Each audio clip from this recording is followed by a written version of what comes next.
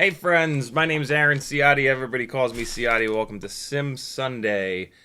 Sorry for the missed live stream on Friday. I've been in one of the worst depressive episodes that I've had in 6 months to a year. So I apologize for that.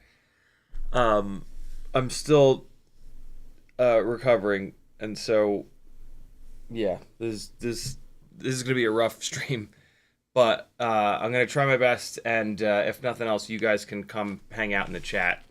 I know a lot of what you guys love about these streams is being able to like hang out with each other. Obviously, you can do that over on Discord, but you know, having a time every other day or so that you guys can kind of hang out live together and talk shit. I know is a part of the magic of live streams. It's one of the things I used to love when I used to watch a lot of live streams. And so, yeah. And, you know, you guys show up to work when you're not feeling great sometimes as well. And, you know, that's just sort of a part of the game, part of being an adult. As a reminder, all Etsy orders and giveaway wins, anytime I mail something to someone FPV related, you will get a Propodial, which was designed by Chris Rennie. This is a really, really slick way of removing tiny whoop props without ruining your fingers and or the motor shaft. On this most recent Whoop Wednesday live stream, like a half a week ago, at the beginning of the stream, I took like 5 or so minutes to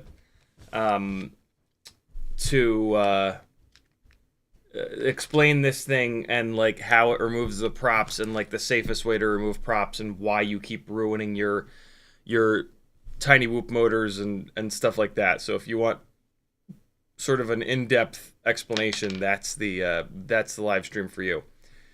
But yeah, these things are great. If you've got one of these propodials and a prop popper like this is my favorite one. This is the clone popper from Tiny Whoop.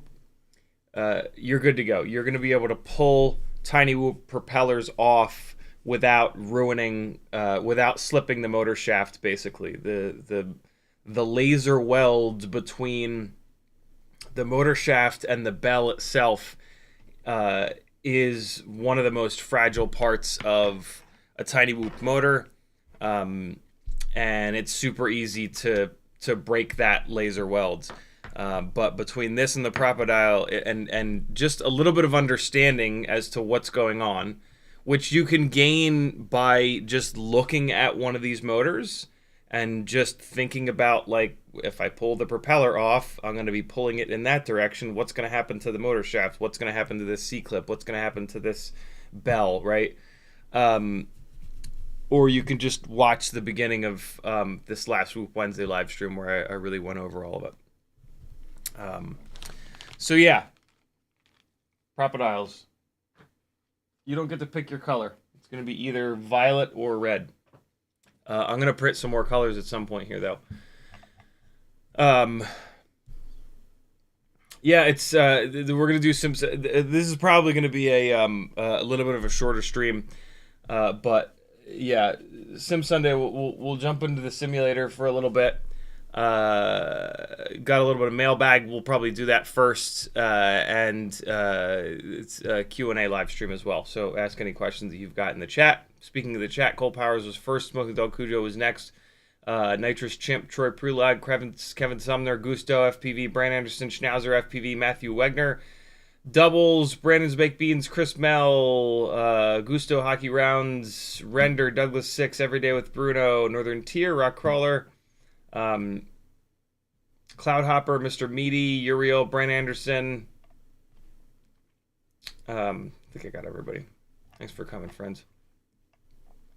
Sorry it hasn't been great lately, but you know, this is what it looks like to be someone that lives with mental illness. It's it can take over your life like that, and it's got an unbelievable power. You know, I've been on a 15 to 20 year road on trying to manage it. I've tried a lot of things. I haven't tried the super aggressive things that are kind of sketchy, like ketamine therapy and some of the other stuff that, like, if it goes wrong, like, it can really go wrong. But I've tried all of the safe stuff, and you know, it's a game of side effects, basically. The easier the thing, like the easiest is taking a pill, right? The easier the thing, the more side effects it has, and for a lot of people, the side effects are worse than the positives that you get, because like the side effects are every day, right? And so it's this is one of the things that makes mental illness so hard, is that like everybody has a different version of it, and everybody's side effects will be a little bit different. So there's not just like here, take this. There's like 20 different medications, and you know, it's brutal. But you know, it's a big old shit sandwich, and some of us have to take a bite. Everyday with Bruno says, hope all is well. He also says, take all the time you need. We appreciate you. Uriel says, happy to see you. Don't like to see you scream. Let's make it positive. That's what I intend. Render says, sending all the good vibes. Uriel says, love you, dude. Denzel the Terrible says, hello. Cloudhopper says, I watched your stream from back in January about the best 2S AIO for use with your 04. Now you have some experience with them. What's your favorite? I'm looking to do 04 75 build. Um, so the only ones I have experience with are the BetaFPV 12 amp, the one that doesn't have the USB port on the bottom, and I still think that's the best one because it doesn't have the USB port on the bottom, and so like your frame you have the most possible frame options, right?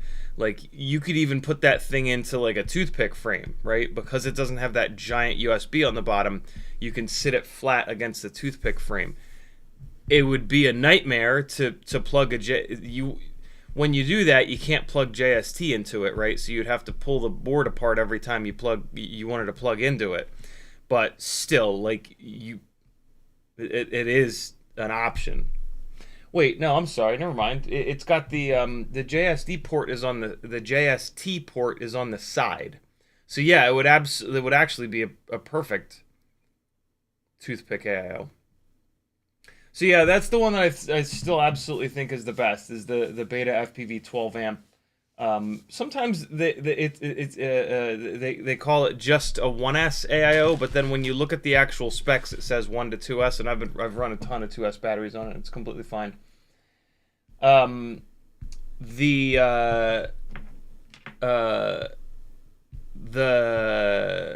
Happy Model AIO that you get in the Mobula 704 has been completely fine. So no complaints whatsoever about that one.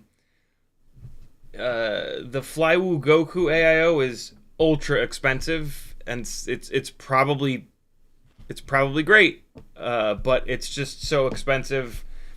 And I have had absolutely no problems with these two that are like almost half as much money. So yeah, there's not really much I can say about that one.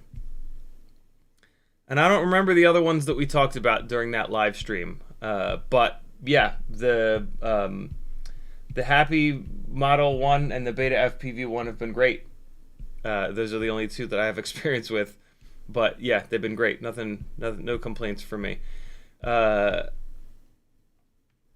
Day with Bruno says heard the ketamine is a no-go. Yeah, I mean the problem, the big problem with all of those types of things is that like for some people it's great. For some people it doesn't do anything. For some people it ruins their lives. And you know, this is pretty fucking bad, but like I'm still like 80 to 90 to 95% of my life is still able to be lived well. And so it doesn't make a whole lot of sense to take that kind of chance. You know what I mean? Because like that will ruin that 80 or 90 or 95% of your life. For you know, depression is tough. Depression comes in seasons. It comes in waves. For some people it's just constant. And so like if 50% of your life is being just destroyed by depression for 10 years straight, yeah, all right, I would be looking into ketamine too. The flip side of that is that like I can kind of say that like a massive chunk of my 20s and 30s were like really fucked up from depression, and so yeah, maybe I should have done it then, but I was able to not do that, and like maybe it would have worked, maybe it wouldn't have worked, right? Maybe it would have gone really bad. And through just stubbornness and just waiting, I was able to really turn that around quite a bit, and now I live a much better adjusted life. So yeah, I don't know. It's super tough. It's an incredibly difficult decision, which is one of the hardest things about it. Like, there's no like, oh, this is definitely the way to go. It's just a whole bunch of like maybe. the safest way to go is absolutely talk therapy, exercise, and eating right. That's also the hardest. You know, that's the most work. Especially for me, I hate exercise. Eating right is whatever. Well, it's yeah, eating right's not easy either. But yeah. Rockcrawler says some of us are right there with you. I'm on the autism spectrum, and that comes with severe anxiety and depression. Going through a pretty hard time lately too. Yeah, it sucks. You know, living in the U.S. and watching things just completely come unhinged. Yeah,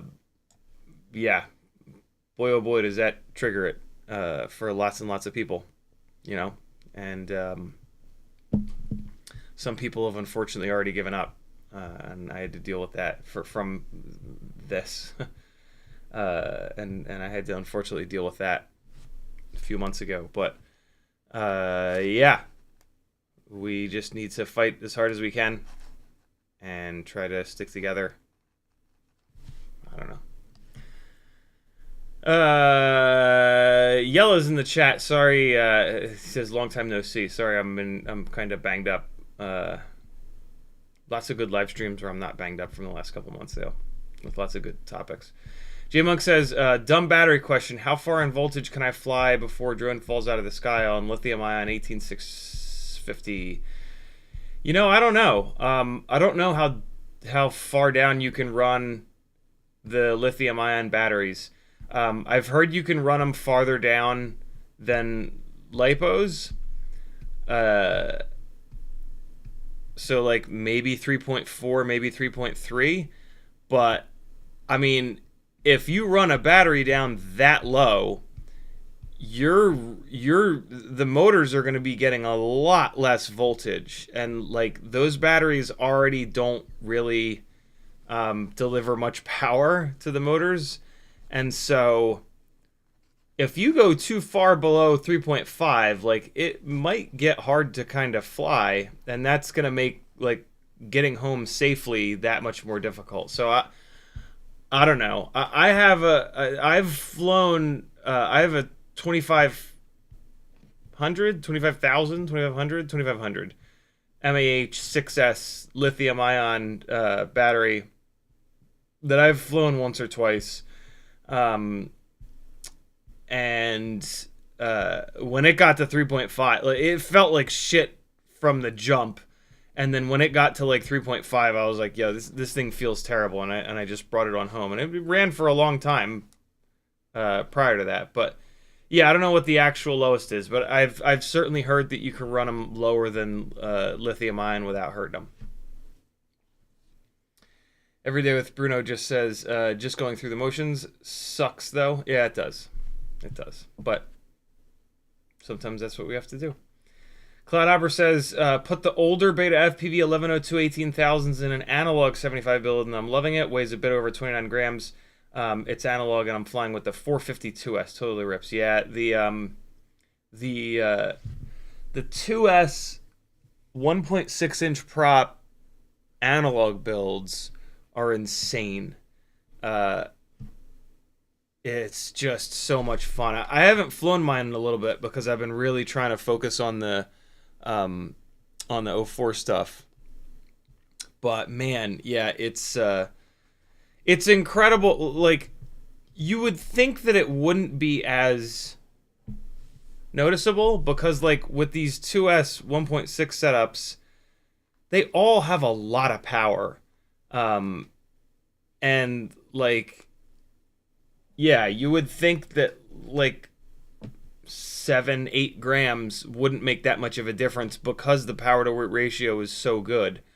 But man, no, it is just insane.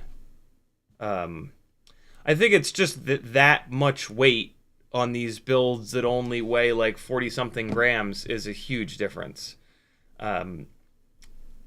So like, even though the power to weight ratio is maybe only going from like, I don't know, 7-to-1 to 8-to-1, or 7-1 to like 7.5-1, the all-up weight is drastically changing, and that. So I think yeah, I think that's what's the big thing is. Euro says, don't forget it was full moon with extras this time. We're going for next stage. Your feelings are not wrong, but over triggered for you. You will have your enlightened moment soon. Uriel is doing ayahuasca right now. Gold Power says, if I remember correctly, lithium ion goes down to 2.5 volts per cell. Holy shit. That's insane. Cheetonian says, I have first-hand experience with ketamine therapy. I think your fears of it going wrong are exaggerated. I would recommend talking to a provider about it if you're really interested. I'm not interested. You're only the second person that I've talked to with it. Unfortunately, that has experience with it. Unfortunately, the first person that I have had experience with it, it fucked up his life. So yeah, it's like I said, I've managed to get a handle on my anxiety and depression the hard way, enough so that I'm completely uninterested into it. Completely uninterested in it. So yeah, which is great because that's it's safer to not do it, right? I'm sure that it has a low rate of going wrong, but my issue with it is that when it goes wrong, it can get really, really bad, right? Like talk therapy, it doesn't go really, really wrong. Exercise doesn't go really, really wrong, right? Taking Prozac, it doesn't go really, really wrong. You just stop taking it, and so yeah, but for folks that are having a super hard time, yeah, it's nice that there are options out there.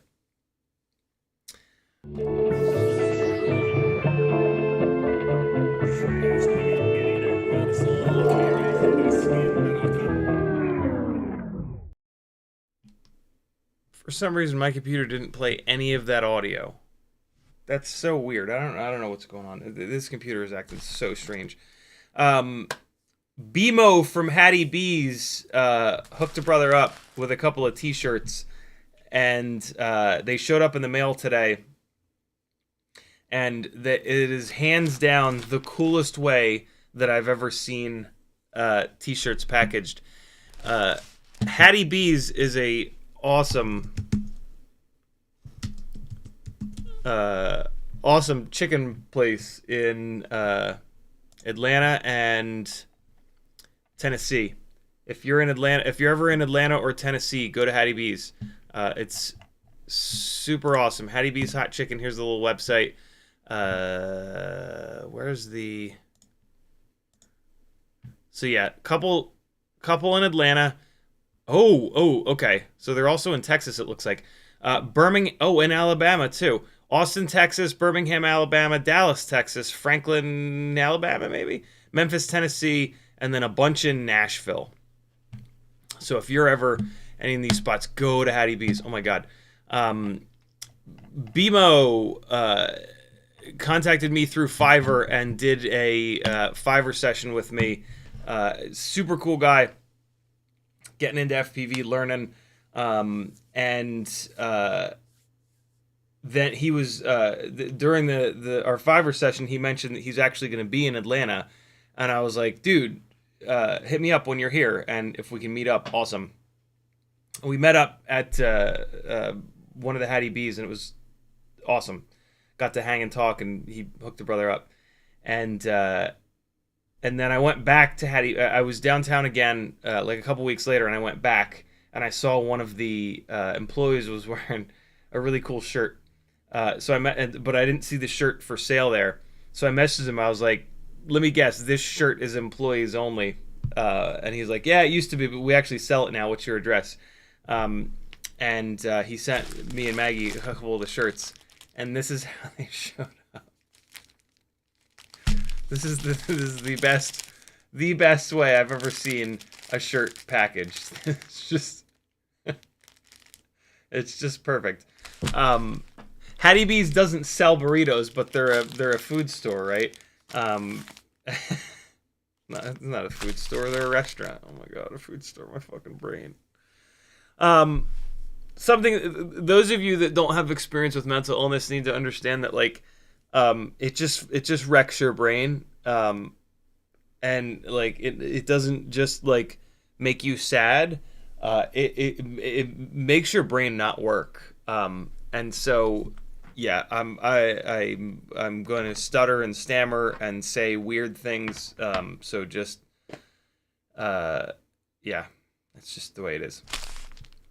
So yeah, Bimo, thank you so much, dude. This is probably the this one looks a little bit smaller, so this is probably the one for me. As much as I wanted to open these to show Maggie what the shirt is, I did not, because I wanted to, I mean, they just showed up, so it wasn't like I made her wait a week, but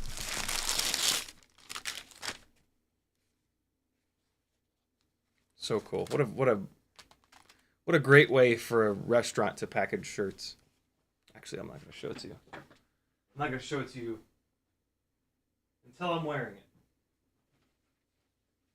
Especially because this shirt stinks from days of disgusting living.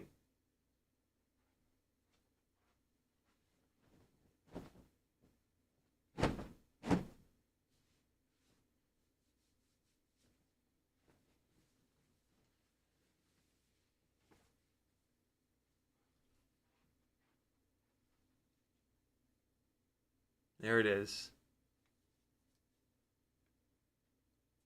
Is that not great? Is there anything on the back? Not clean back. There it is. So cool. These shirts are really nice too. The whoever manufactures the shirts that they're then having silkscreened, they're really nice shirts. I don't know if you guys could hear that because I was crinkling paper the entire time. So yeah. Thank you, BMO. Very cool of you, man.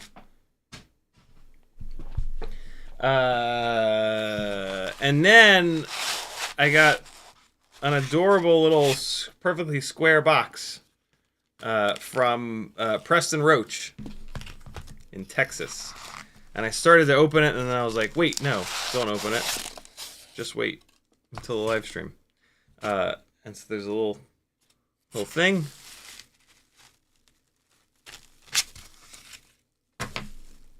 Somebody told me that they were sending me something that they wanted me to open on stream. And I don't know if this was it or not, but there's no reason not to. It's a little guy. A little alien-looking guy. A little thing that says, "Your anxiety is a lying hoe." Thank you, dude. I think he holds it. He holds it like that. There it is. Your anxiety is a lying hoe. Goddamn right. Thank you, Preston. Super cool. Cloudhopper with an 891 super chat. He says, just cuz. Thank you, brother. I'm behind on chat. Hold on. Your anxiety is a lying hoe. I'm going to put that upstairs because there are actually... pretty much everybody in this house suffers with relatively severe anxiety. It's kind of brutal. All right, hold on. Let me get caught up on chat. Speaking of, BMO's Ride and Grind with a $9.99 super chat. Thank you so much, dude. Good timing. He says, finally got the 1210s to slap on the Mabio 6 2024. Other than dialing the throttle back in, what else needs a tweak in the tune to get it to get back to feeling controllable? 1210s. What just happened? Why did the chat do that? Hold on. The chat just... That was weird. I've never seen that before. Hold on. 1210s. GemFan 1210. Which one is that? Oh, okay. Yeah, right. The Biblades.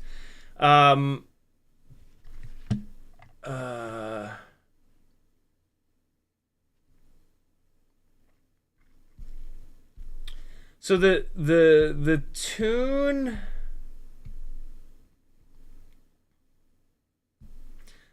doesn't have much of an impact. Like, if the tune is bad enough, it can cause issues. So like when you push the sliders up, when you push the numbers up in the PID loop, what it's actually doing is it's decreasing the amount of time before the PID loop pushes back against problems. And when I say problems, what that basically means is the quad not perfectly matching your sticks. So like in a perfect world, every single stick movement, instantaneously, the quad does the exact same thing. No delay, no overshoot, no bullshit, no bouncing around. You push forward, it goes forward immediately. You push to the side, it goes to the side, right? The PID tune is specifically there to the PID tune is there to do that, but to also handle the external shit that tries to put the physical thing out of where the sticks are, right? Like, you've got the sticks in the center, but then the wind hits it, and that pushes it to the point where it's not following your stick command, right? And so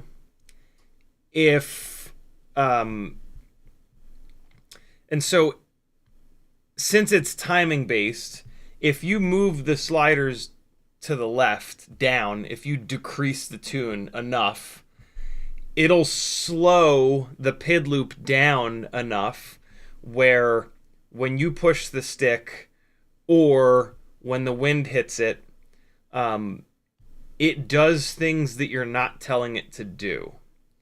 And it's a timing thing, right? So it's basically like a speed thing. So the wind will hit it and it'll go, even though you didn't move the sticks. If you have the tune aggressive enough, or a lot of times the stock tune is aggressive enough for this, when the wind hits it, you won't even see that happen. It will push against the wind quick enough and hard enough that you don't even get to see it happen. And then when you move the stick, it'll just move. The stock Betaflight tune nowadays is aggressive enough that, like, it you will probably not feel a difference by making the tune more aggressive. It depends on the powertrain. A more powerful motor and a lighter weight craft will react quicker, right? Less weight to move, more powerful motor, which can push harder. And that's one of the reasons why, like, these preset tunes are sketchy, because the preset tunes don't have any provisions for the specific motor, the specific amount of power, and the specific all-up weight that you're running. And so, yeah, even the stock tune should be damn near perfect. All that being said, there's no reason not to push the tune a little bit. Especially now that we've got, like, the master multiplier. And so the super easy button nowadays is to fly the rig on the stock tune, make sure that nothing weird is happening, and then you just grab that last slider, the master multiplier slider, and you move it from 1.0 to 1.2. And then you fly the thing again. If it's still acting totally fine, you move it up to 1.4. Fly it. If it's still fine, 1.6. Eventually, you'll push that master multiplier up so high that it starts to sound weird or fly away. Like, it'll stop being normal and it'll start acting weird. And at that point, you pull that slider back down, and that is like an 80% perfect tune. maybe even 85% perfect tune. And like that's farther than 99% of FPV pilots have been able to get with their tunes in the last 10 plus years. So yeah, the sliders are incredible, and the master multiplier slider is pretty awesome. And so do that. And if you want to get even more nerdy and get from, you know, a tune that's like 80% to 90%, we can kind of dial in on that. But to get started, the master multiplier is absolutely where it's at, and it'll get you damn good. So give that a shot.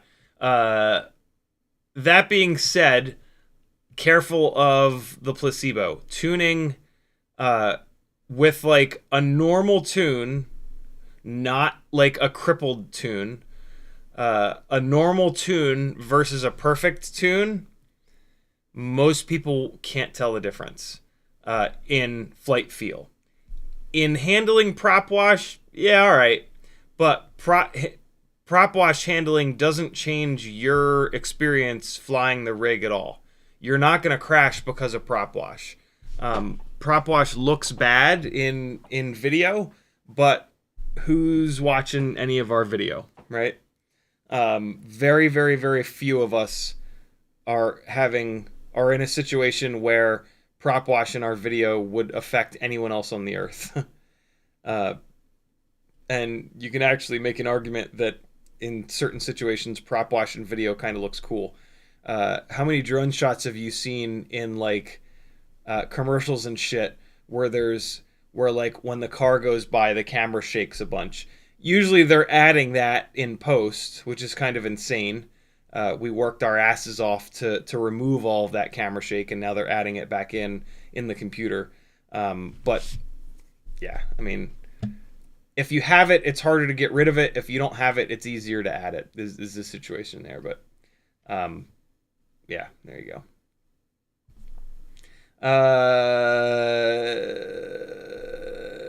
Uriel says, LOL, no vino tinto hips burp. Matthew Wegner says, finding movement that doesn't feel like exercise can be a cheat code. I did 4 2-hour mountain unicycle rides, nice, this week to hopefully maintain depression firewall. Depression firewall, that's a great way of putting it. Yeah, finding something that you enjoy doing that is physical is absolutely a cheat code. Absolutely, absolutely, absolutely a cheat code. Yeah, for sure. Every Day with Bruno says, I'm medicated, but honestly want to come off of all of it and just try talk therapy and hobbies, see what happens. Obviously, careful doing that, but that was a path that was basically my path. Brandon Anderson says, I was born an emotional asthmatic. Lifetime of breath work has been the assist for me.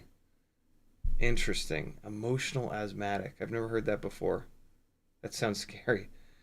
My dad's here. What's up, Dad? How are you? Denzel the Turtle says, no shirt for Teddy. He would look good in red. That would be amazing.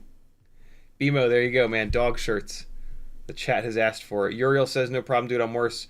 Like a ditch guy with blah, blah, blah. Denzel the Turtle says, no, not doing that. It looks like a bird. Cheetonian says, we will bear with your language challenges. Just have mercy on our fat fingers. Cloudhopper with an $8.91 super chat. He says, just cuz. Thank you again, brother. Denzel the Terrible says, I sent you something. Should be there this week. Big box. Open on stream for sure. That's what it was. Thank you, dude. Very cool. I'm excited. Higgy47 says, I can't get odd in my... like an odd number channel? OSD. Can't get OSD in my DJI Integra goggles. Usually that is either a ports problem. In the ports tab, you don't have MSP DisplayPort selected, or the version of Betaflight is too old. Only the newer versions of Betaflight have HD OSD, or in the OSD tab, NTSC or PAL are selected rather than HD. It's usually one of those three problems. Uriel tagged me but didn't say anything. Maybe he put a link. Can't put links, unfortunately. Bimo says, what I meant to say is after installing the bi-blades, it feels hard to fly, especially slow. I'm wondering if we need to back off anything in the stock tune. What were the propellers that were on it before?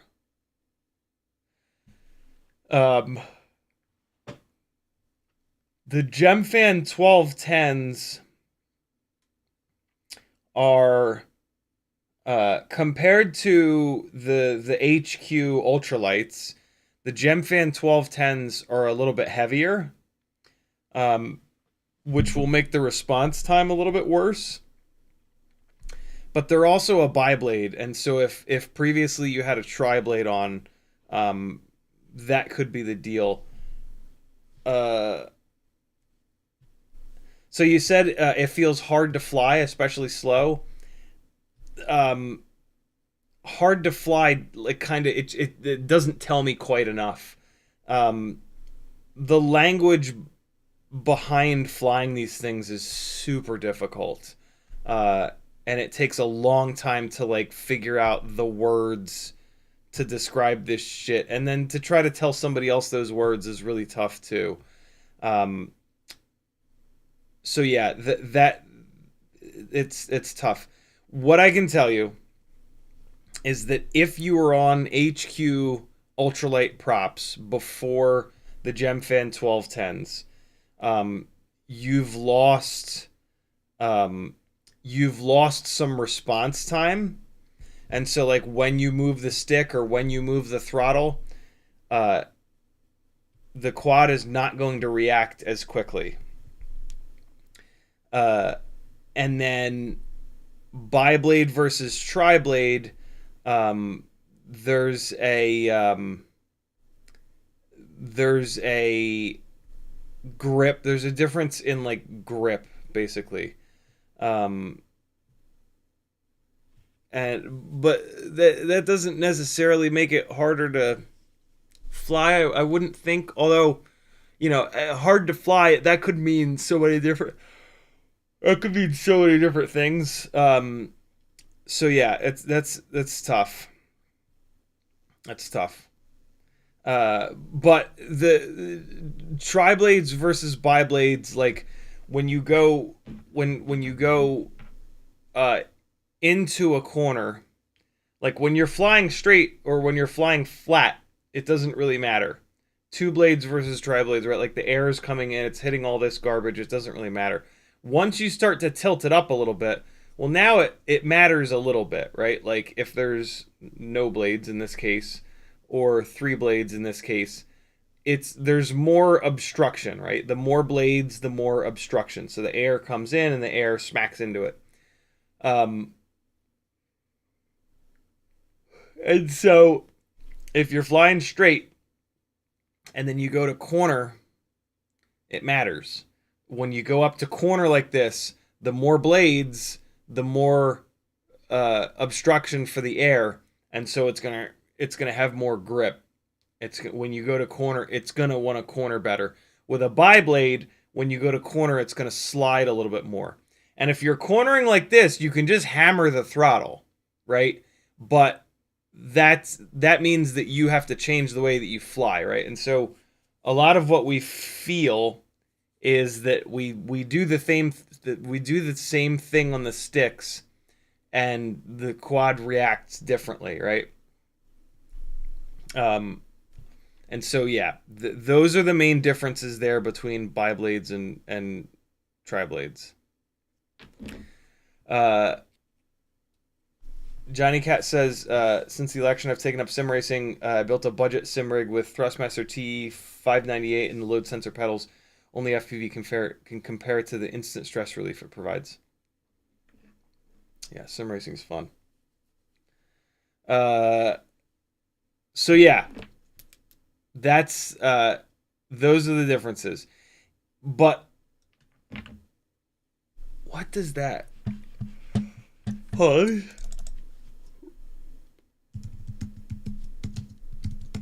Mobio 6 2024. I think it comes with the GemFan 1219Ss.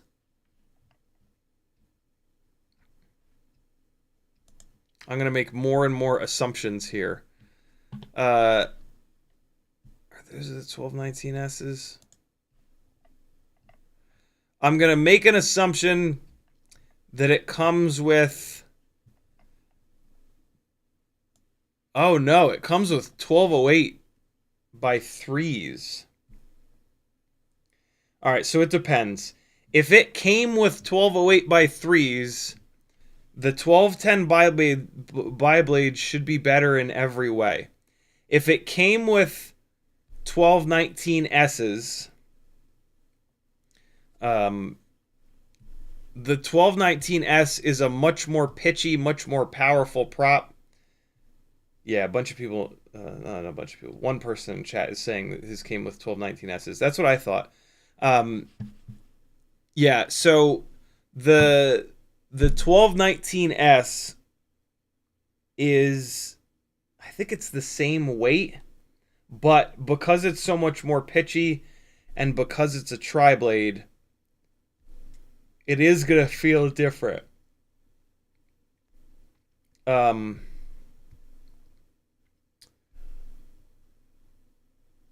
I think the best thing I can say here is to get it onto HQ ultralights. Just fly it around the way it is. Next time you do an order, get all of the HQ ultralight props. They are more fragile, but they're a lot lighter. So get the 1.2 by 1.2 bi-blades. Get a couple of sets of these. Don't get these. These are 1.4 inch. You don't want those. You want 1.2 inch. Get a couple of sets of these. These are the 30. 1.2 inch is also 30 or 31 millimeter. Get these 1.2 by 0.9 by 3s. Those are the two main ones. Get those two. What this is going to do is it's going to give you the full gambit of propeller options, and then you can get to feel the difference between really lightweight propellers and then slightly heavier propellers, and you can kind of work that out in your head, and then you can compare bi-blade to tri-blade, because there's specific differences in the weight of the propeller, and then there's specific differences in two-blade versus tri-blade. So yeah, do that. But if it had 1219Ss and now it's got the 1210, the main thing that you're feeling is tri-blade versus bi-blade. And yeah, the bi-blades I can see how bi-blades would feel harder to fly, because when you go to corner, it's going to want to slide more because there's less physical plastic to block the air. So you either have to let it slide, and some people, myself included, like the way that flies, or use more throttle. Use more throttle when you don't want it to... I mean, that's like always the solution. When you don't want it to slide, you use more throttle if you have it set up like this. Where the bi-blades are nice is when you come off the throttle and you want it to slide.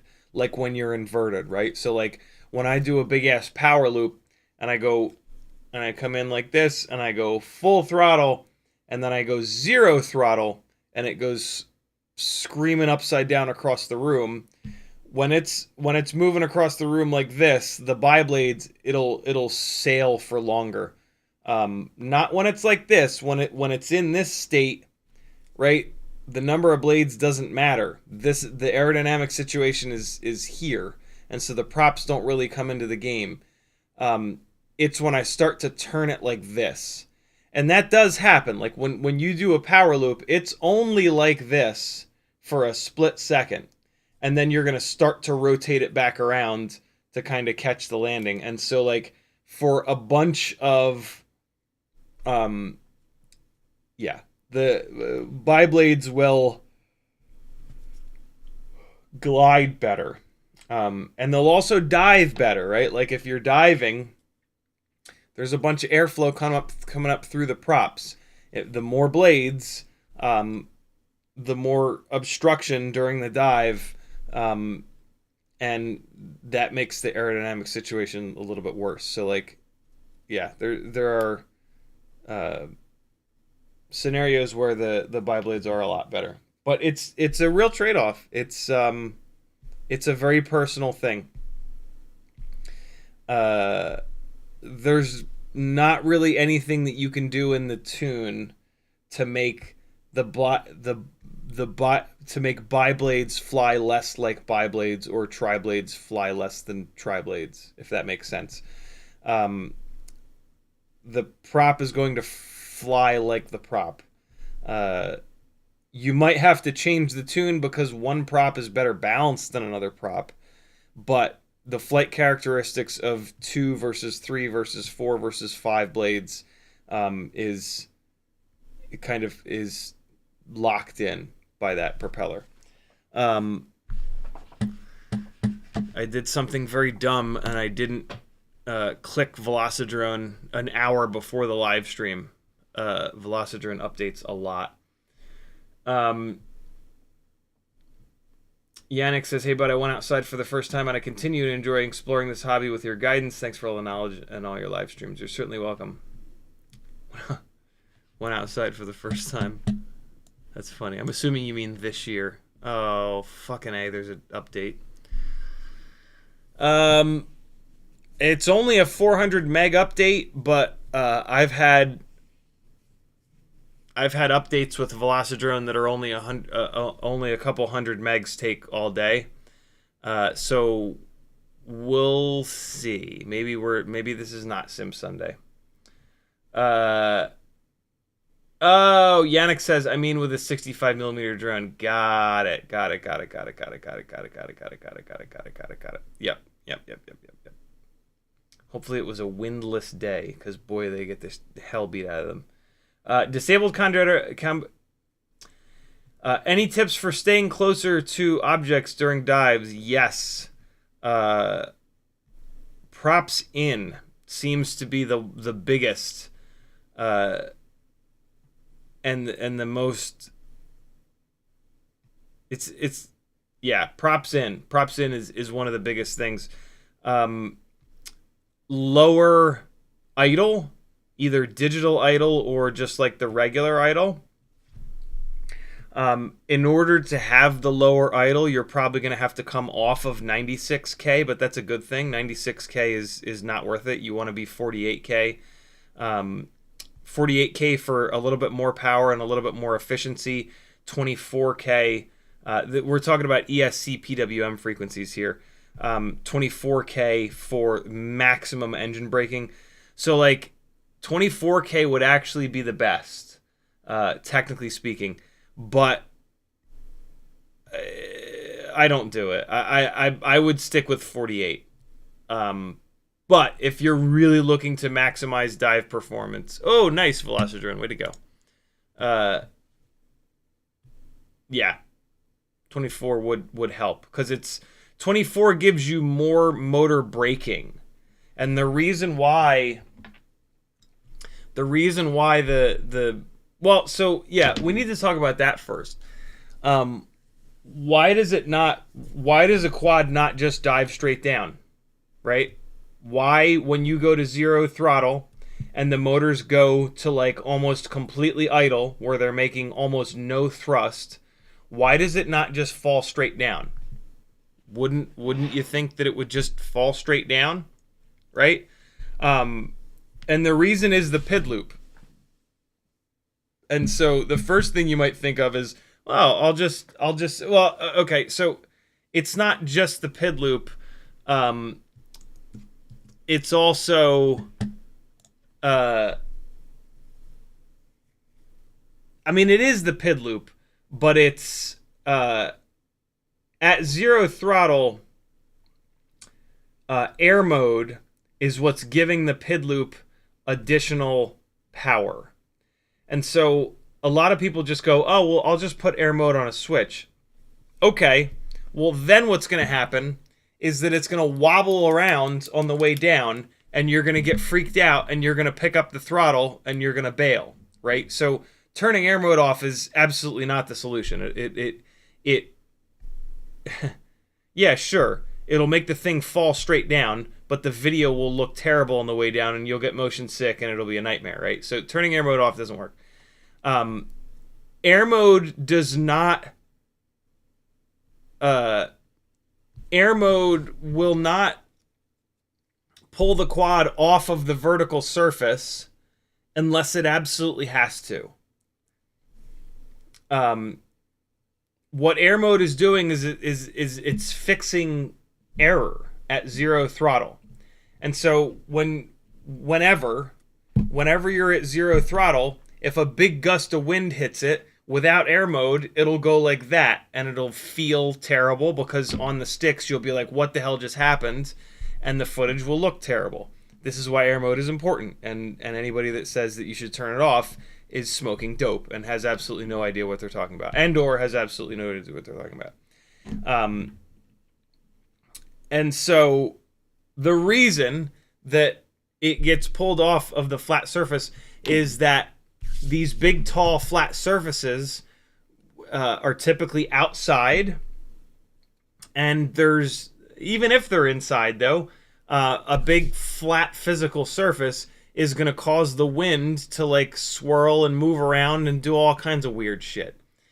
And so when the wind is moving around and doing all kinds of weird shit, and then you go through that turbulent air, that makes the quad move around, and the PID loop's job is to flatten that out so that it stays locked, it stays on your sticks.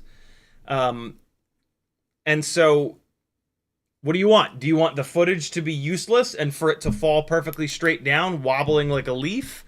Or do you want it to look good and fall straight down and for it to fix it? And so the PID loop is fixing the problems being caused by the turbulent air. How does it do that? It does that by spinning up and slowing down the motors. If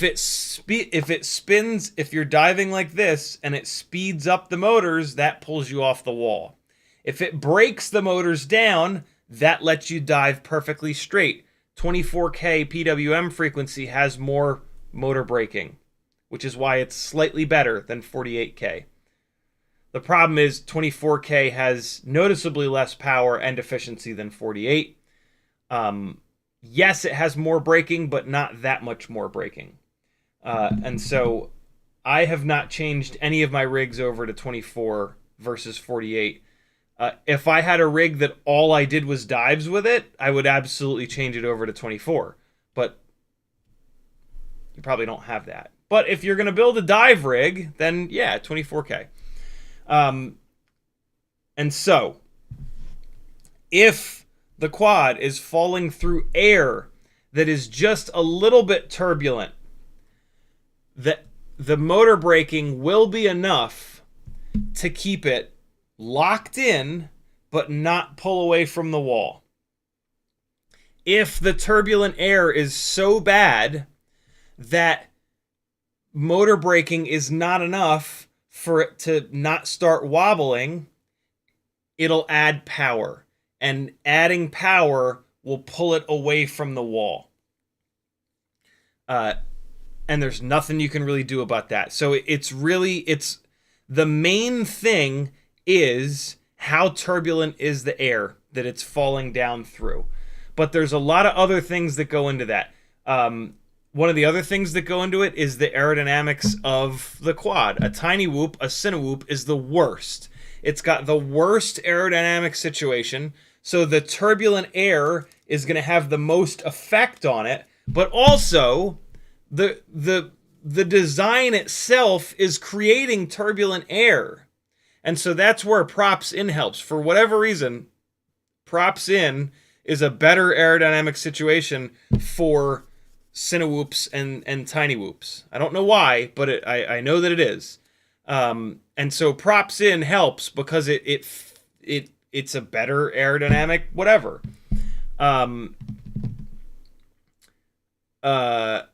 PID tune has nothing to do with it, and you could actually argue that the more aggressive, the more locked in the PID tune, the worse it's going to be, because the more locked in the PID tune, the more aggressive, the more power it's going to use, and that's going to pull you away from the wall. A shitty PID tune will wobble all over the place, and it's using less power. You know what I mean? By wobbling all over the place.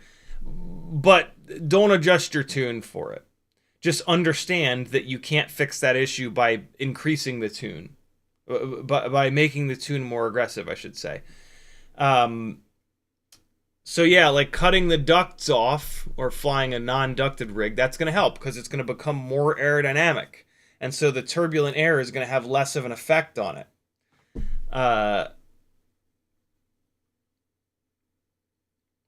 Those are pretty much all the things. Yeah. Oh, no, the other thing. The other thing is that don't dive like this. Dive like this. The more you pitch forward, the more your thrust, it does two things. The thrust is no longer only pulling you outwards, right? The thrust is now kind of pulling you down and out. So there's just less thrust to pull you out. But the thing that it really does is it to some extent, this thing is going to, the quad is going to act like a wing. So if it's falling down like this, some of the incoming air is just going to get deflected like that. And that's going to pull it in. And so pitching forward more and more and more helps quite a bit.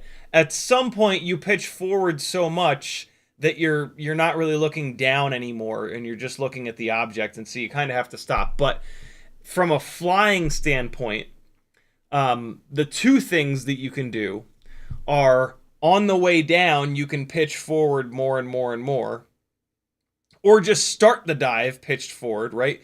Don't, which you should be doing anyway, because, like, the thing that you're diving down, that's the subject. That's the cool looking thing. You don't want to just like look straight down and have the very bottom of the frame. I'll show you guys this in the simulator, actually. We'll go to the city map. Having just the very bottom of your frame be the cool thing that you're diving down, that doesn't make any sense. Fill the frame with the cool thing that you're diving down, and then just have the ground be the top little strip. And so if you've done that, you've pitched forward a bunch. The other thing you can do from a flying standpoint is to throw yourself into the rig. What a lot of people do is they'll kind of like fly up to the top of the thing, and then they'll just turn over and try to fall down it. Don't do that. Fly towards it, turn over, come in, get nice and close, and then when you're super close, that's when you kind of zero out the throttle. If you just fly, it feels a lot safer to just kind of like inch up to it and then just flip over. When you flip over, that's going to boost the throttle, and that's going to already start to pull you away. And then you've already generated this like flight path where you're kind of flying away. You want to be pushing towards it and then turn over, and then you can use just the tiniest little bit of throttle, hopefully no throttle, hopefully zero throttle, and the little bit of corrections that it makes will slow you down and get you perfectly locked in, and then you fall down zero throttle. Those are absolutely all the things, but that's like a half a dozen different things, and they all really matter. I absolutely love diving stuff, and so I've thought a lot about it over the years, and I've also been really annoyed when I've set up a really cool dive, and at zero throttle I get pulled away from the object. So I've screwed around a lot to try to kind of figure it out, and those are all the things that I've kind of figured out. Cool.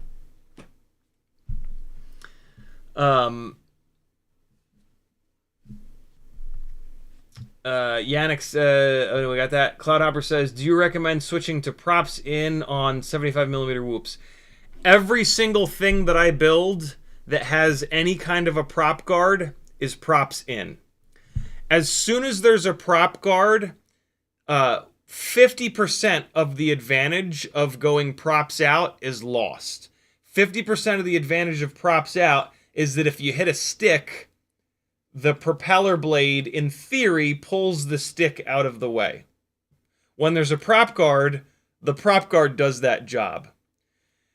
The other 50% of the advantage of props out is that if you are yawing and rolling, which is what you do when you corner, you coordinate the sticks and you push left yaw and left roll, or right and right. When you yaw in the same direction as you're rolling, the outside rear motor has to do both the yaw and the roll. And in the olden days of powertrains that didn't make much power, you could run out of power back here, and the rear outside motor would like drop for a split second.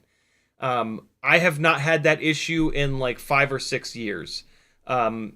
So yeah, you can argue that that's not an issue anymore. You could also argue that when you're props in, you're giving that one motor more work to do all the time, and it's going to get hotter. And so if you go props out, it's going to split the work. This motor, if you're going left, this motor is going to be the one that handles yaw, and this one's going to be the one that handles roll. And so you could argue, and you're probably not wrong, that there's a little bit of efficiency to be gained from props out because of that, because it's splitting the task between these two. I think the racers do run props out for that reason. The racers don't do dives. They don't fly cinematic. And so, yeah, props out if you're racing, props in for everything else, as far as I'm concerned. Unless you go to a racetrack that has a big dive in it. Then props in will actually help during that dive. So, yeah. There you go. Yannick says, it was windy, unfortunately, and the quad fell randomly. You see on the DVR the throttle going up while amps going down, waiting for those 300 mAh BT 3.0 for my 2S75. Yeah, windy day. Thanks, Canon, you fucking steaming pile of shit. On a windy day, there's not a whole hell of a lot you can do. Props in is going to be the biggest thing to help on a windy day. But so that on a windy day, the things that'll help would be to remove the prop guards, go props in, and 24K on the PWM frequency. That's it. Okay, so it actually wasn't Canon. It was YouTube being a steaming pile of shit. Hold on, I gotta relaunch YouTube. I mean, the Canon software is still awful, but in this case, YouTube is what triggered the Canon software to shit its pants.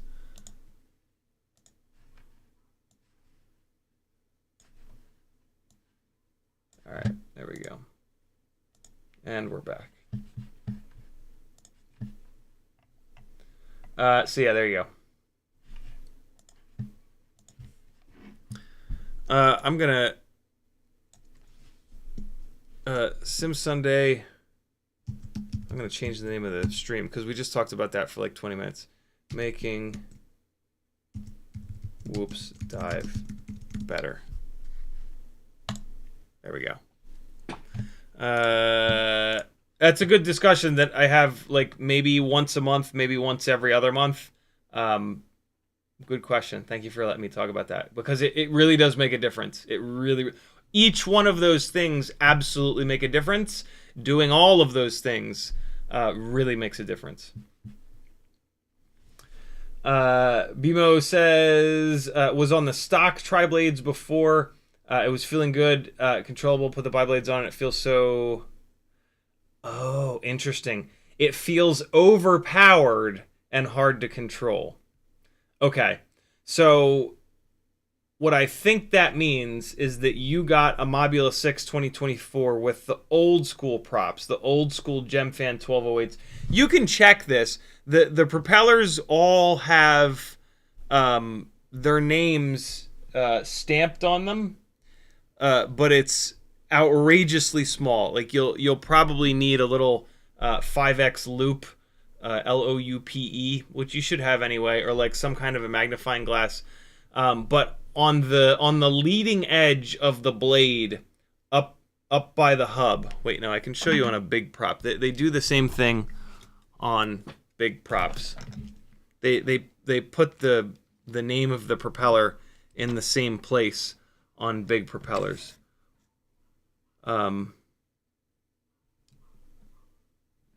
If this fucking dog doesn't stop barking outside, I'm gonna light it on fire. It's not Teddy. It's someone else's dog. There you go. 7035. So that is the location of the name and the pitch and the size of all propellers. Big or small, they always put it right there on the inside of the leading edge.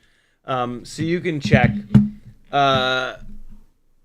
If the problem is that it's now making too much power, in Betaflight, in the PIDs tab, you can use the motor limiting. The motor limiting is going to be set at 100% right now. You can bring that down to like 90% or even 80%. Less power will absolutely make a rig easier to fly. So you can definitely give that a shot, and you can always just change it back, right? It's no big deal. But it's in the PIDs tab, Betaflight, and then PIDs tab, and you'll see motor limiting. Yeah. When you're new, throttle control is the hardest thing in FPV flying. When you're new, it's the thing that you have absolutely the most trouble with because it's the hardest thing. People struggle with it that are years into the hobby. And so if you make a change that makes a rig more powerful, yes, for sure, it's going to be harder to fly. Yep. So yeah, give that a shot. There's no shame in limiting the amount of power, especially like the Mobula 6 2024, the Air 65. These are pretty powerful, pretty lightweight rigs. The olden days of Tiny Whoops, we had like half the power to weight ratio, and they were still hard to fly back then. So like all of this new generation of Tiny Whoop, like yeah, I love them out of the box, but I'm many thousands of batteries in, and I have enough time spent to be able to handle that extra power to weight ratio. So yeah, motor limit those down. Disable conjoint. Okay, I can't speak. Says thanks. It's been driving me nuts trying to refine my technique. I'll try props in, run 48 across. And always have air mode on. Air mode, if you didn't have air mode on, it's actually turning air mode on is actually going to make it worse, for the record. But you want air mode on, just like on everything that you fly. Having air mode off is insane. The only situation where air mode off makes any sense is if you're flying inside of a building and you specifically want to fly right next to a wall, and like cruise next to a wall. When you're next to a wall and you're cruising, some of the wash from this side that's next to the wall, it'll make it want to like pull into the wall, but it's not that big of a problem. I had air mode on a Switch forever.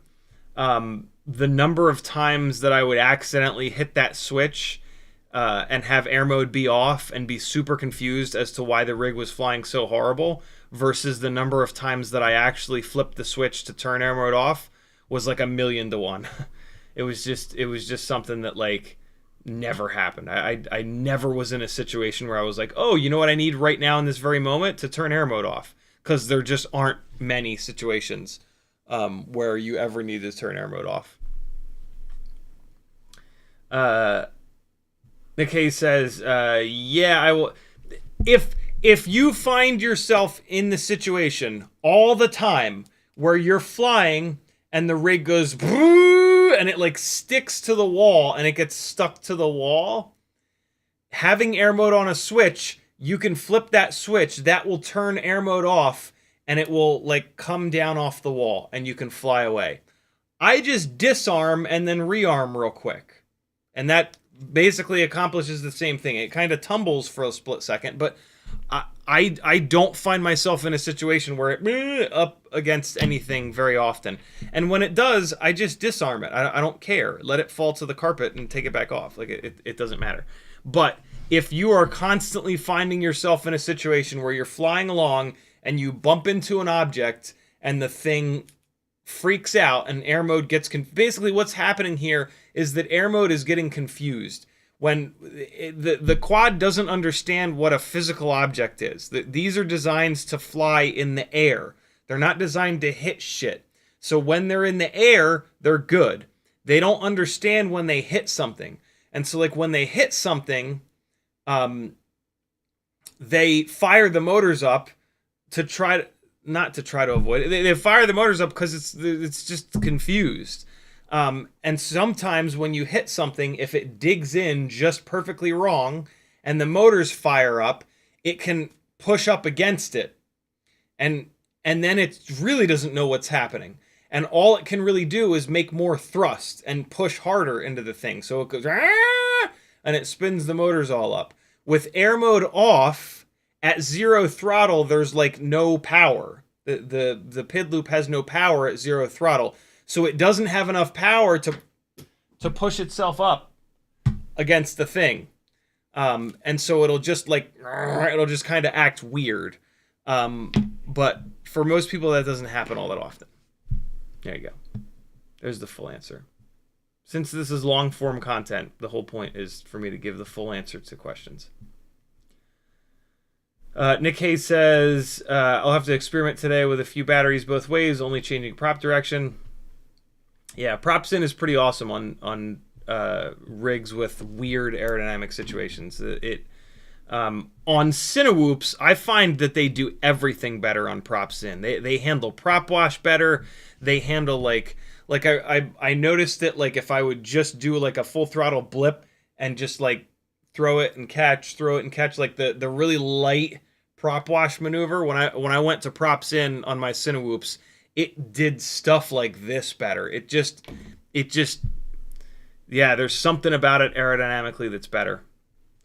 Bimo says, I think it's just 90% me being new and feeling how different the flight characteristics are impacting early muscle memory. Let's see what 6 battery does. That's part of it, but you know, as a new pilot, new pilots are less able to adjust to changes, and unfortunately, new pilots don't have the stick time or the vocabulary to really understand like why these things are happening and exactly what's happening. But what's cool is like you definitely noticed a difference. Somebody that's got a couple thousand batteries in, sometimes they'll just adjust and they won't even think about it, and like that difference can sort of be lost. So there's actually a lot to be said for yeah, it's a super catch-22, because like when you're new and something like this changes, all of a sudden you go from like being able to fly and not crash constantly to, oh my god, all I'm doing is crashing. And so like that difference there is huge, but unfortunately like you don't have the vocabulary, you don't have the experience to understand why the hell that's happening. And so like it's kind of wasted. Like that experience is kind of wasted. Once you've gotten good, it doesn't make you crash all the time because you're able to adjust. But and so like that difference that the change makes is like less in that respect. Hopefully that makes sense. But yeah, throttle control is the most difficult part of FPV flying, and making a change that creates more power will always make that rig harder to fly. So get into the PIDs tab, drop that motor limiting to like 90 or even 80%, yeah, it'll be a lot better. Benny Bravo says, how does Props In help you? I just spent almost a half an hour talking about that, brother. Are you behind on the live stream, or did you just join in? If you just joined, just rewind a half an hour. Whole big giant conversation about it. Cheetonian says, send Teddy out to teach him. He would make it worse. Denzel the Terrible says, I have invert gyro orientation on a Switch. Makes for a fun time. How do you have that on a Switch? That's insane. Nick Hayes says, my house, the halls are tight. I have it on the 2 position, so button on the Tango 2, and have just got used to turning it off and on really quick. Interesting. I never thought about putting it on like a momentary switch. That's a cool idea. I mean, you said 2 position, but having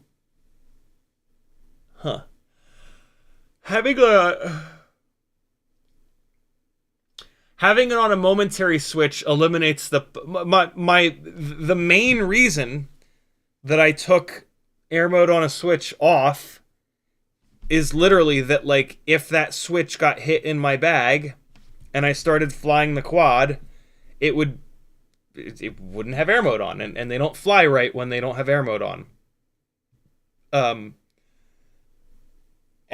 But putting it on a momentary switch eliminates that possibility, right? Because the momentary switch is spring-loaded.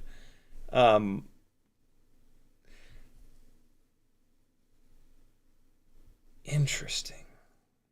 I don't have my momentary switch set as an output, though. And I haven't set up an output in so long that I don't necessarily know if I don't know if I know how to do it.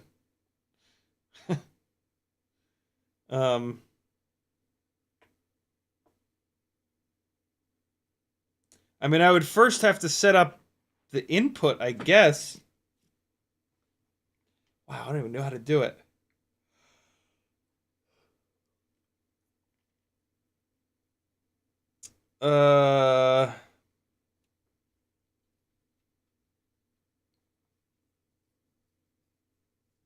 Right? You have to set it up as an input.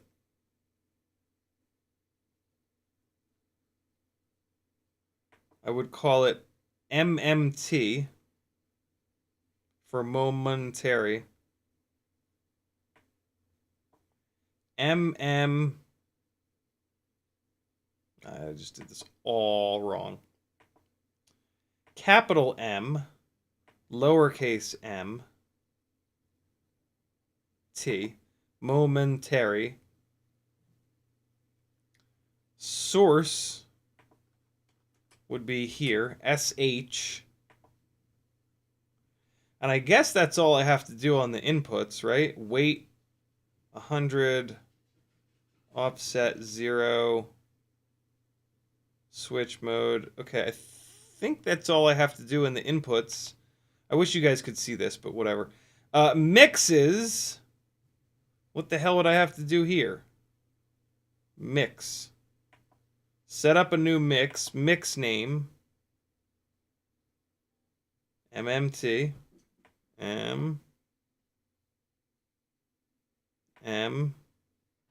talking you through exactly what I'm saying. MMT. URST. Okay. MMT. Weight 100, offset 1, source MMT. Mixes. So this is on channel 10. But wait, it only sends like 8 channels, right? So this isn't this is not going to send this. We'll see. Warning off, switch, diff. MMT 100 arm. What is this? SC? What's SC? What switch is channel 8 100 SC? What the hell is this? Oh, crash. Recover? What's switch SC? SC. Yeah, I don't think it's going to send this channel 10. Let's see, though, just for the sake of argument. I think I would have to put it on channel 8. Right? Because doesn't ELRS only send 8 channels? About to see. Pretty sure it only sends 8. Which is really all you need, but... Alright,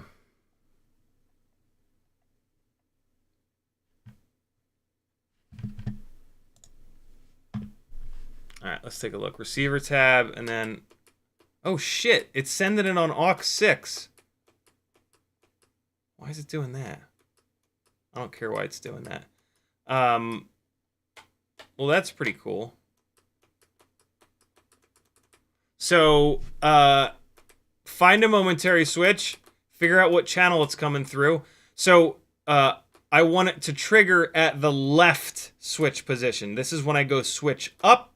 This is switch down. It's spring-loaded down. So, I would want air mode to be on, all the way off on the right there, and then off on the left.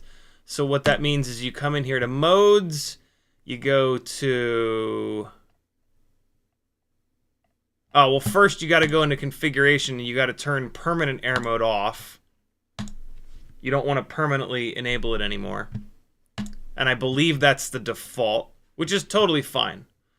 And then you're going to come in here and you're going to add range, flip that switch, and it'll automatically pick up on aux 6. And so you want air mode on when it's here, but then you want air mode off when it's over here. And so you can see air mode is now on when the switch is down. And then, I mean, it doesn't matter how much you open this up, but as long as when it's lined up with this other switch position, right? So like when I flip the switch, you see this little...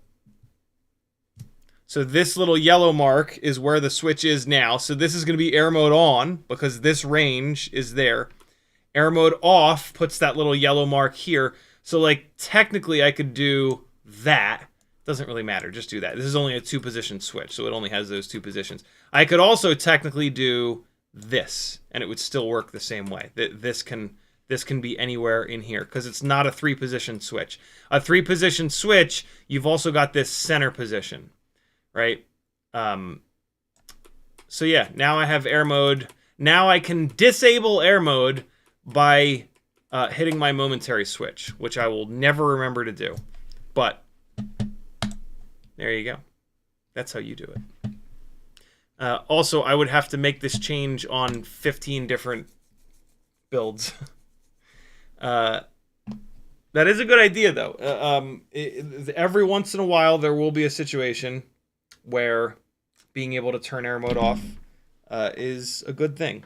Only really with ducted rigs. With an open propeller rig, it's pretty much only like when you're next to a wall and it gets pulled into a wall. And an open prop rig, if you get pulled into a wall, these propellers are going to smash into that wall. It's going to stall the motors out and it's going to fall out of the sky anyway. So it really only matters on a ducted rig where it can suck against a wall and keep spinning the propellers. And then if you remember to hit that switch, it's going to bring these motors down to idle. And it's going to... Usually what it'll do is it'll start sliding down the wall. At that point, you can push the roll stick to get it off the wall. But you're going to have to be holding the air mode disabled. For me, it's now up here. So I'm going to have to be holding this and then... So I'm basically going to have to hit this with this middle finger and then roll off the wall in one direction. Which I might be able to do. I've been flying long enough where I might have the mental power to actually do that. The problem is going to be that I'm going to have to make that change that I just made on literally 15 different rigs. It's not really... The rig that I just put it on is probably the dumbest one to put it on because this is only really for flying outside, and that's never going to happen outside. But in the weird chance that I do fly this thing inside, yeah. So yeah, having on a momentary switch is kind of cool. It's also cool that I just did a thing on Edge TX. I was pretty sure that what I was doing wasn't going to work. Borkbit says, has crash avoidance changed that? Sort of. So crash avoidance, when you bang into something hard enough, well, see, that's the problem.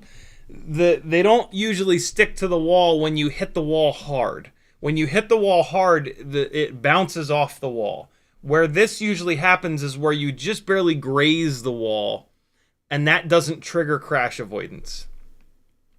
So yeah, I don't think crash avoidance, or crash recovery rather, has... I don't think it's going to ever overlap with this situation. What crash recovery does is it quickly turns on the accelerometer. And so that'll flatten the thing out. So it might actually help, because if you hit the wall hard enough for it to trigger crash avoidance, it's going to try to level itself out. And if it levels itself out, that is not going to be pulling itself into the wall. So if anything, I believe that crash recovery would help. I could totally be wrong, though.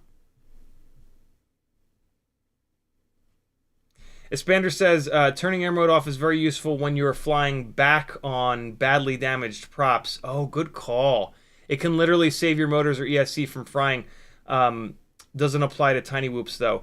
That is very, very, very true. Yeah, if you've banged up a propeller or a motor or an arm, and when you're at zero throttle, it's trying to fly away on you, being able to turn air mode off will limit the amount of power that the PID loop is able to access. It's still going to be freaking out a little bit, but it won't be freaking out nearly as hard. You know what's funny is when I was waiting for Florence to get out of talk therapy, I crashed and the battery came out of the battery bay on this, and so the battery was just dangling, and this was starting to wobble at zero throttle and fly away. And so now that I have it on that Momentary, in that moment, if I'd thought about it, I would have been able to hit that Momentary switch and kill that, and that would have let this thing drop back down.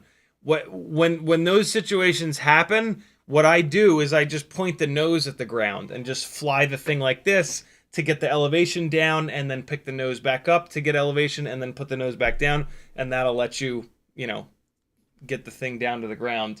I've dealt with it enough where I just sort of do that without thinking too much about it. But yeah, very, very true, Expander. Really, really, really good point.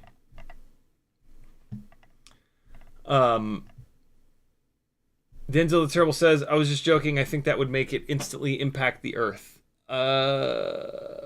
Invert gyro orientation. Okay, I was wondering what you were... I assumed that it was 3D mode related.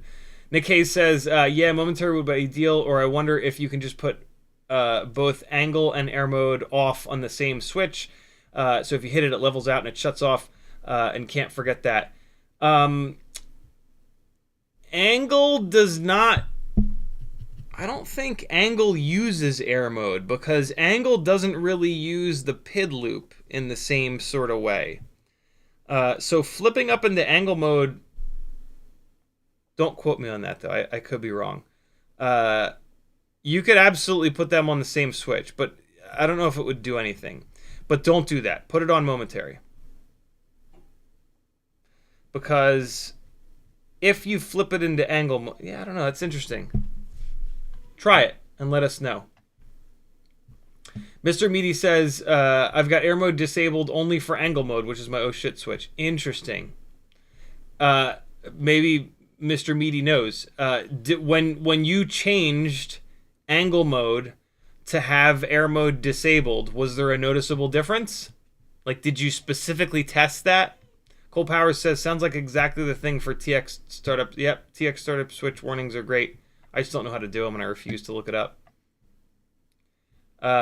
David Sainty says, I know it's not much to go on, but DJI chose props in on the Avata, so I'm sure there must be benefits. Did they really? Yeah,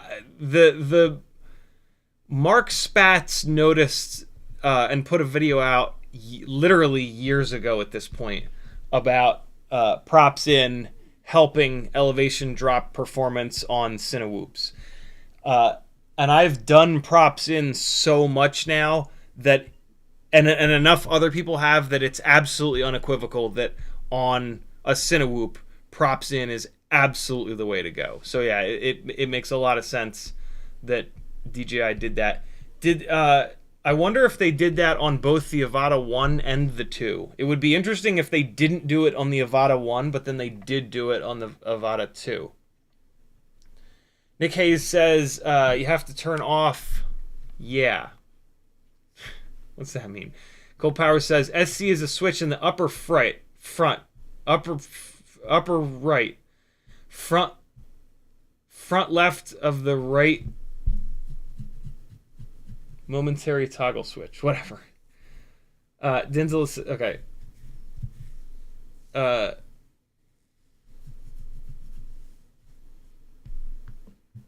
Nick Hayes says, listen to us trying to give Ciotti advice on setting up Betaflight. Just practice some cruising by the wall. After a few batteries, you will be automatically hitting that new momentary. Yeah, you know, at my apartment in Alpharetta, I had a big long hallway that was somewhat narrow, and that, I believe that was when I decided to put air mode on a switch, because it would happen there. It doesn't happen here. There aren't any like long hallways here where I'm in that very unique situation where like you're spending a bunch of time next to a wall and you just barely scrape that wall enough for it to freak out. Where it happens, the rare time that it happens here is when I hit a gate face first. Like if I'm nose down, if I'm like very nose down and I slap into a gate and the gate goes up like this, that's when sometimes it'll stick to it. But like, I don't even think about it. I just disarm real quick and then rearm. So we'll see. We'll see if I can adjust my mental, I don't know. Pretend I said another word that made sense here. Nick Hayes says, could put angle on that same momentary switch. Yeah. I try not to trigger angle mode too often though. That'd be interesting to try. I'll try this first, and then yeah, maybe we'll do some back to back, and not today, but in the future. Nick Hayes says, but what it means is it works kind of like crash recovery. True. Mr. Meaty says, yes, I started flying with air mode and angle on whoops indoor and kept getting sucked up when flying under the table till I turned air mode off. Oh, that's interesting. I wonder if holding that momentary switch when I fly under the coffee table might make it easier to fly under the coffee table. Interesting. BMF Spade says Avata 2 is props in. Anybody have an Avata 1? To know if that's props in or out. Espander says another scenario to turn it off is when you find yourself in a very tight space with some scraggle, for example. Turning it off makes the quad less touchy to prevent it from overreacting. Yeah, that's true. That's true. If you're flying through scraggle, I mean, it kind of depends on how aggressive your tune is, but if you're flying in and out of scraggle, when the scraggle hits it, it's gonna make it jump a little bit. Yeah, interesting. Mr. Meaty says, I no longer fly in angle mode even indoors, though, so it's just my oh shit switch. Yeah, sure. Render says, I have angle on a switch for when I get the spins after a big crash, and it acts like crash recovery in my bigger quads. Yeah, sometimes when you're in a spin, it gets into... There's no way out of it. It gets into like this gyro overflow, I think it's called, in their state. Matthew Wegner says Avata 1 product images look props in, including an old press release that were probably original images. Okay, cool. Yeah, I mean, DJI has enough budget to do actual testing, and so if they did actual testing, it doesn't surprise me at all that they would do props in. All right, Velocidrone's running. Let's. Is it really 4:45 already? Holy shit! Okay, I thought this was gonna be a shorter stream. Wow. Okay. We had a couple giant conversations, which just ate up a ton of time. That's great. I don't know. I've done streams of a certain length for a long time, and doing streams that are shorter than that feels like I'm not working hard enough for you guys. So I didn't feel great being like, ooh, I didn't stream the other day, and now it's going to be a short stream. Sucks for you guys, but this is actually kind of great that we had some things that ate up a good chunk of time, and I don't know, other words. The name of the session is going to be CiottiFPV, and we are going to go to the city map because I want to show you how you can fly in a way that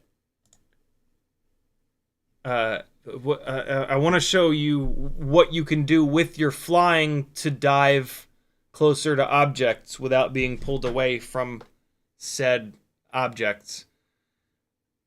Something's happened to the computer, and I just have no audio. The computer's been very strange from like an audio standpoint lately. Like it's been giving me some really weird delays in my audio, but now I just have no audio, which is pretty annoying. Hold on.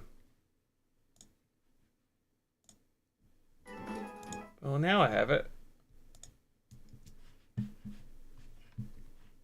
God, I hate computers so much. Oh, I have audio again. Very weird. Alright, so first thing, when you're on your way down, look in towards the object more. Don't do this.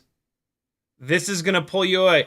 I don't know how accurate the sim is at 0 throttle. There's certainly no swirling wind on the sides of these bottoms. But don't dive like that. Dive like this. Fill the image with the cool thing that you're diving down. Look in towards the object. Ooh, the sim is... Did you see it pulling me in? Wow, that's impressive. Way to go, Velocidrone. So if I look like this, it's pulling me out. See it pulling me out? Whereas, if I look in... Yeah, there it goes. Pulls me in. You see that? There you go. That'll be much more pronounced in real life. So that's the first thing. Is to look in. And then what's really cool about that is you can fly down the side on the throttle. So when you're looking in, you can manage the throttle to manage your gap. If you're looking straight down, you're 0 throttle the whole way, and you have no control. And so you're just, you have no control. You want to look in enough that you can ride the throttle on the way down. And if you can ride the throttle on the way down, then you can dive really close. That's how you get super... I did a terrible job of that. I was in a hurry. The other thing is to start the dive with some inward momentum. Don't do this thing. Don't do this like, oh my god, oh my god, oh my god, oh my god,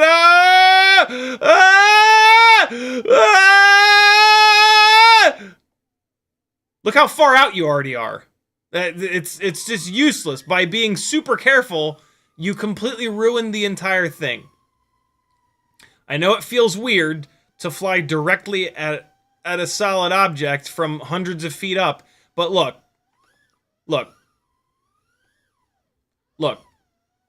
It's super safe. Turn yourself over, and if you panic, hammer the throttle, and you won't hit it. the burst of power that you get from jamming full throttle, right? Like, and it happens quick. Like, you're not going to hit it. You can always just blast full throttle. Well, that time I hit it, but you know what I'm saying. Get some momentum going inwards, turn it around. And now see, that's what you don't want. You don't want to, and I'm doing it like super drastic, but you want to have a little bit, so like realistically, right? If you're going to dive a building, if you're going to dive a big thing, you're going to be flying around and it's going to be cool. And then you're going to have the object and you're going to show the object as you're climbing it. And so show the object from back here, and then when you get towards the top, come in towards it, turn over, and dive it. Don't do this thing. I see a lot of people do this thing where they come right up, and what is this? What am I looking at? I have no sense of scale. This is like some voyeur shit. This is stupid. What is this? Am I 10 feet up? Am I 20 feet up? And now I've crashed because the wind is swirling on the side of the building and it's weird. If you're going to dive something that's tall, stay the hell away from it and crash into the building across the street from it. Stay away from it and show it as you climb it. And then once you're at the top, then you get close.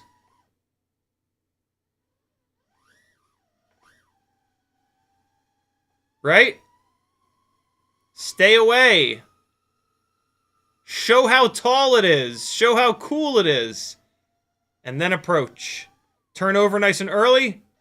Flip the throttle and ride the throttle on the way down. That's how you stay close to it. You give yourself a little bit of inward on the approach. A little bit of inward momentum. Turn over nice and early. And just touch the throttle when you get nice and close to it. Momentum on the way in. Gentle. Use the throttle to stay off. That was cool.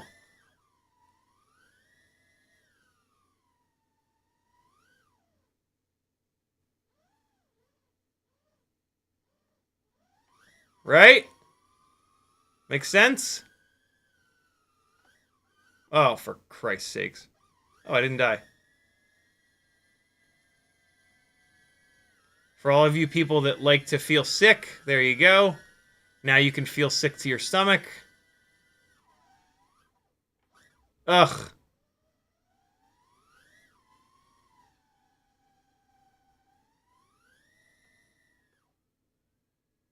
I think there's a building. Inward momentum. I'm dragging the throttle to generate that inward momentum there. Did you guys see that? Just kind of doing it off camber a little bit. Not off camber, but... Stay away. Don't be close to it. Momentum towards it. Turn over and relax.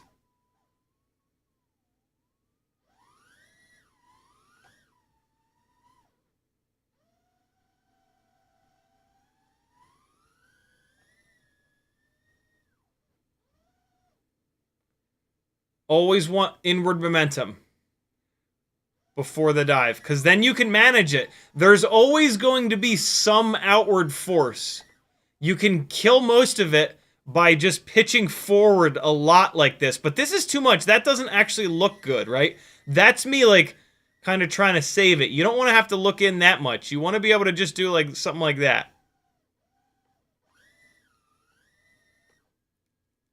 This is what I really like to do it like that. If you can get another object here, climb that other object, pitch back, and that'll give you the inward momentum, like the world's biggest half pipe.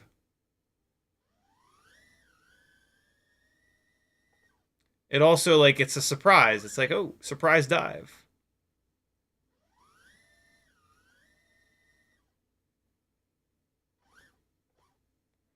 But, like, that blast of full throttle, we use this blast to full throttle to save us all the time, right? We get lots of practice doing that. And so take advantage of the fact that that full throttle blast is very natural. And you're used to doing it.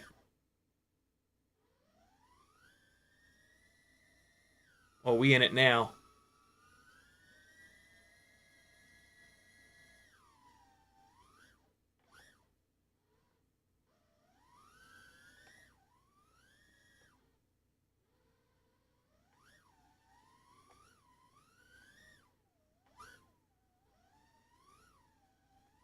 Oh, building.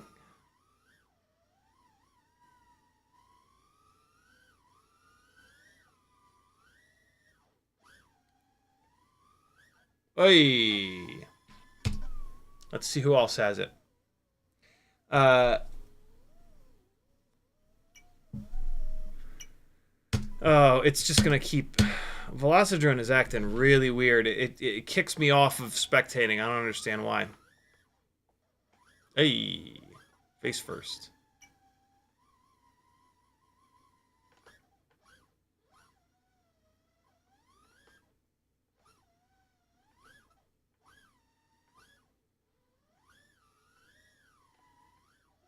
Missed it.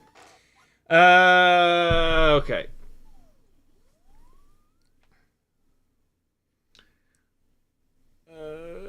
Decay says, thanks for all the time you take to help everyone explain things. Much appreciated. You're certainly welcome, dude. Uriel says, you're the best. Thank you, man. The ends of the terrible. Yeah, it's a really good way of thinking about it. He says, I like to think of dives as something you fly down, not fall down. Rolling forward on the throttle is how you do that. Yep. Very true. I forgot to shill CiottiFPV.com to support me so I can keep doing this full time. I rely on you, beautiful people. CiottiFPV is doing some crazy dives, moving the sticks all around. Let's see what Raven's up to. Raven's getting some work in. So I don't know if my Velocidrone's being weird, but you guys are wobbling all around. For me, like in my opinion, you want to be really dives look better. The less is more, basically. The doing a dive is something that we can't do in any other way other than skydiving with a head cam, but you really can't do that, right? You can't do this with helicopters. And so with a dive, in my opinion, do as little as you can. Like, in approaching the thing, it's a big, tall thing that you don't usually see the top of. So you want to be nice and smooth. And then on the way down, you want to be ultra smooth. I don't even like the whole, like, rotating on the way down. I know why people do it. I think the main reason that people rotate on the way down a dive is they don't set the dive up properly and they don't look straight down, and so they're getting pulled away. And so they do these rotations so that they can add throttle on the way down, right? So it's like, oh, I'm getting pulled away. Well, I'll just do this, and then I can add throttle. Well, now I'm already rolling, so it would look weird to stop rolling, so I'm just going to roll the whole way down. And it's just like, you know, that just, no. Like, this looks so much better. So much better. Like, no one has ever been able to dive a building like that. So let the viewer enjoy the dive.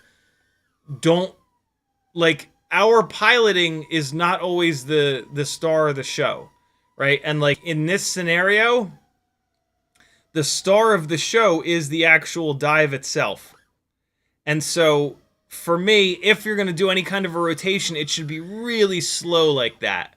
It should be an ultra slow rotation. In order to do that, you have to be really confident with it, and you got to set it up right, and you got to follow these kind of like basic things. That's what'll keep you from kind of being all over the place. See how much less impressive that was? Like, what's in terms of like the climb up the building, right? Like, what's more impressive? This?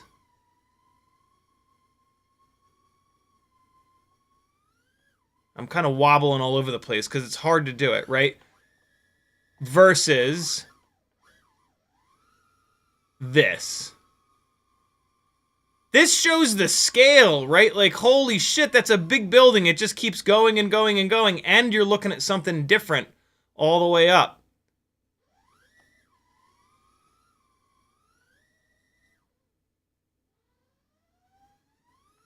Ah, I thought I could salvage that, but I was in too deep. This map has these really cool little channels that you can get in. I think this is one of the buildings, right? Yeah. Which are like super fun to mess around with, but A, it's like black in there. I have studio lights, so I can't really see shit on my monitor, but it's awful dark in there. But the other thing that happens is a lot of times once you get in there, you have to make all these tiny little adjustments. And to me, that just really takes away from it. I would rather be out here on like a perfectly smooth dive than on the inside making a half a dozen little corrections. But that, you know, I mean, that's dealer's choice. Sometimes you can get it just right. But yeah, see, like popping out, like that looks like a huge mistake. For me, I would rather just throw myself at it, get close, right? Like that's just dope. And it gives the viewer time to kind of see what's going on. With dives, remember that you can be active on the throttle, right? When you move the throttle, it has to move the entire weight of the quad, and so it's not really perceptible. Right? You saw me watch my throttle if you weren't this time at the bottom here.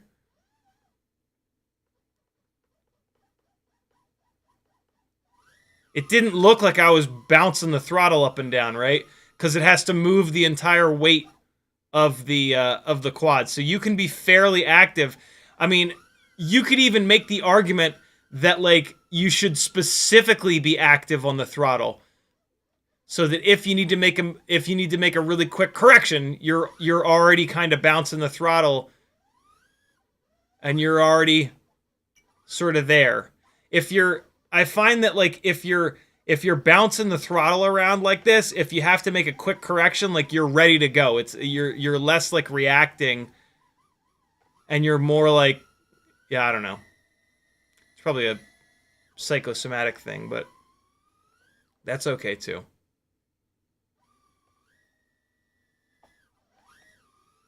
You can also go full throttle down the side of the building. That's a terrible thing to do.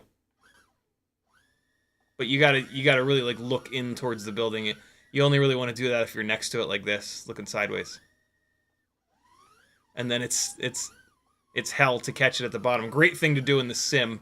I don't know if I would ever do this in real life.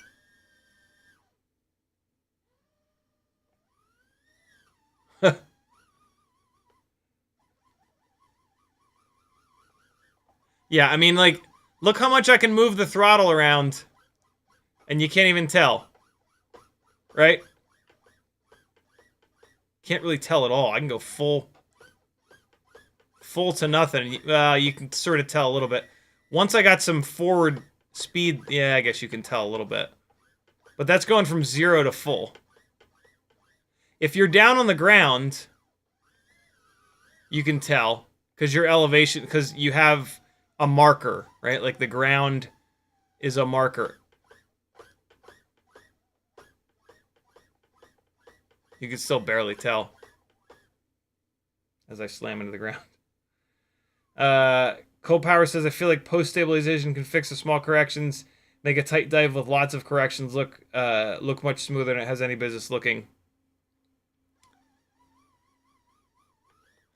Yeah, especially if you're shooting in 4x3 and then doing gyro flow or real steady in 16x9. It can move the frame up and down.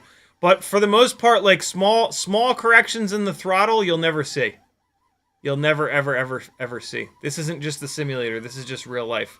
Because again, small corrections in the throttle, it has to move 600 or 700 or 800 grams. When you do roll, it only has to rotate the weight of the motors and props and arms, right? Same thing with pitch, same thing with yaw.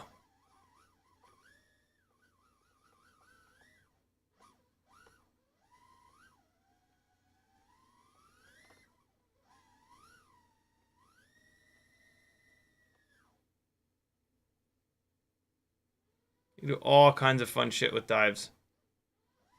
Hey. Do like a little half pipe action. One of the cool, I mean, if you're gonna climb tight to the side of the building, do something with that. Do like a half pipe at the end of it and do it at full throttle. Like get up the side of the building. But like do something with it. See it pulling me away? That's because, all right, so here's the other thing to remember. When you use roll or pitch or yaw, it's going to create thrust. And so if you're hugged close to the side of the building and you do that, that was a bad example. If you're close to the side and then you do a big hit like this, well, see, I'm offsetting it. I'm getting closer to the building because I know that when I turn away, it's going to gather a bunch of thrust. How can I show you this? So if you're perfectly climbing the top of the building, not getting closer, not getting farther away, and then you turn out, see how it's pushing me away? It's because the quad uses thrusts to do pitch and roll and yaw. So anything that you do at the top of the building is going to pull you away, which is why you need to have that momentum going in. I guess we already talked about this. Yeah, like if you just hover it and stall it out up top so that you can get comfortable, when you turn around, it's already going to be pushing you out. And then you're going to have to fight to get back in. So it should be one big movement. If you're stuck, if you end up getting too close, come back out. One nice smooth motion. Close to back out, and then to back in.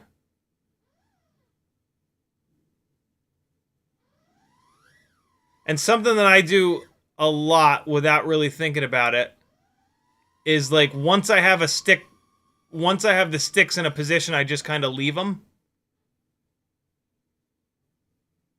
Right, so I'm like leaving it the entire way down. That's just sort of my personal flight style. If I was gonna like fly up this to specifically dive this building, I would freeze here. And I would like properly dive the damn thing. But like having a little bit of rotation in there is not bad, especially like in that case, I didn't center myself. Like a really good centered dive, like you're gonna have to be relatively centered. If you're coming in at a diagonal like this, it's gonna be hard to kill that sideways momentum. So maybe, yeah, let the rotation kind of go and keep sort of rotating there. Mess around with it. That's a personal style kind of thing.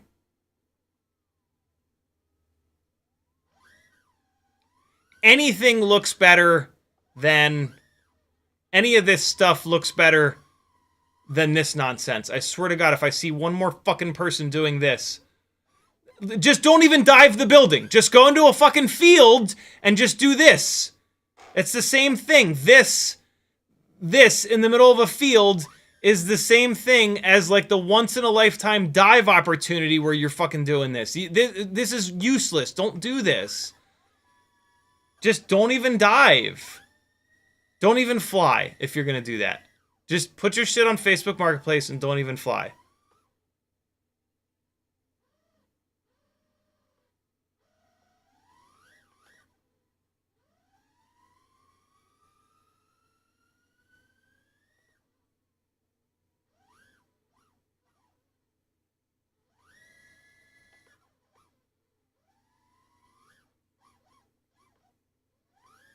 Hey!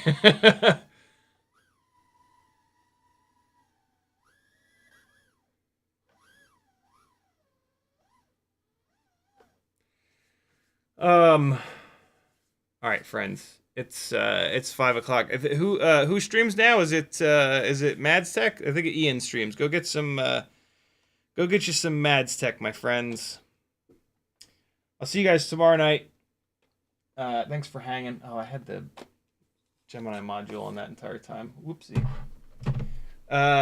Thanks for bearing with me while I try to get my brain to cooperate again.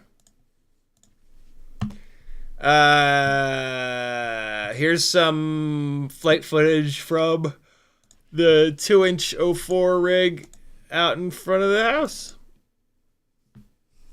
I'll see you guys tomorrow night. Wait, no. Hold